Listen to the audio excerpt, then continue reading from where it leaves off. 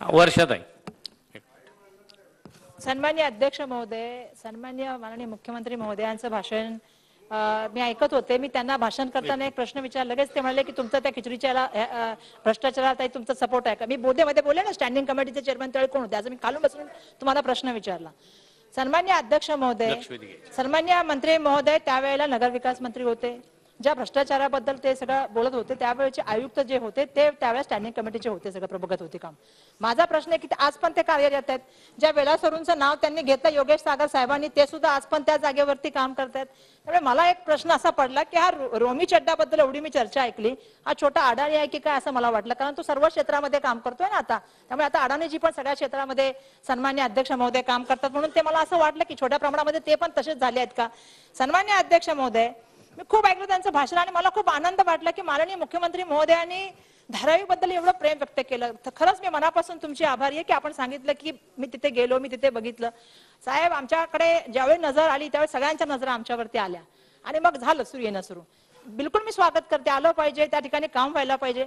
पण मी माननीय मुख्यमंत्री महोदय आपल्याकडे वारंवार येत होते मागील काळामध्ये की आमच्या मतदारसंघामधल्या कामाला आम्हाला 2014 पासून काही नाही मिळालं, पण 19 पर्यंत आपलं सरकार आल्यानंतर 1 वर्ष कोरोना होता.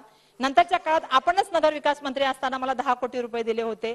त्याचा स्टे उठवा म्हणून सन्मान्य अध्यक्ष महोदय मी प्रत्येक अधिवेशनात प्रत्येक वेळा त्यांना पत्र लिहित होते. दुर्दैवाने आम्हाला पैसे मिळाले नाहीत.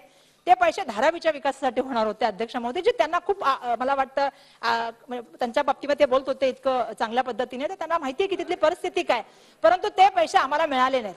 मग सन्मान्य अध्यक्ष महोदय आम्ही कोर्टात गेलो आणि कोर्टातून त्या ठिकाणी स्टे काढला.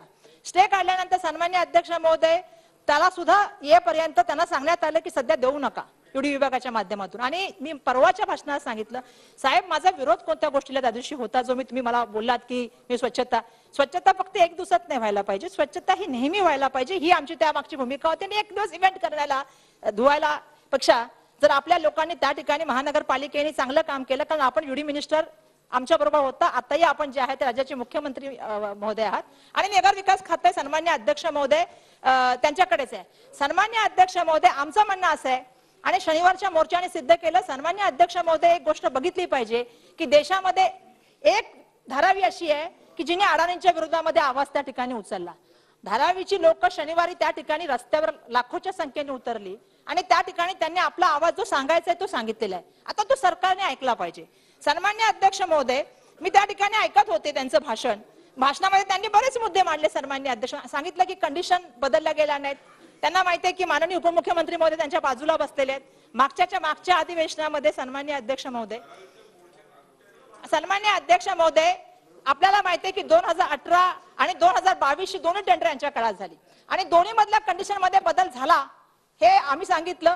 त्यावेळी लक्षवेधीमध्ये आम्ही त्यावेळेला संशय व्यक्त केला आणि जसं नानांनी सांगितलं की त्यावेळेची कंपनी जी कोर्टात गेलेली आहे त्याच्यामध्ये कोर्टात केस चालू, या संदर्भात सुद्धा त्यावेळी याच विधिमंडळात सन्मान्य अध्यक्ष महोदय चर्चा झाली होती. GR काढले गेले लवकरात लवकर. सन्मान्य अध्यक्ष महोदय त्यांनी उल्लेख केला की जो DC रूल मध्ये बदलाव करण्याचा म्हणजे विकास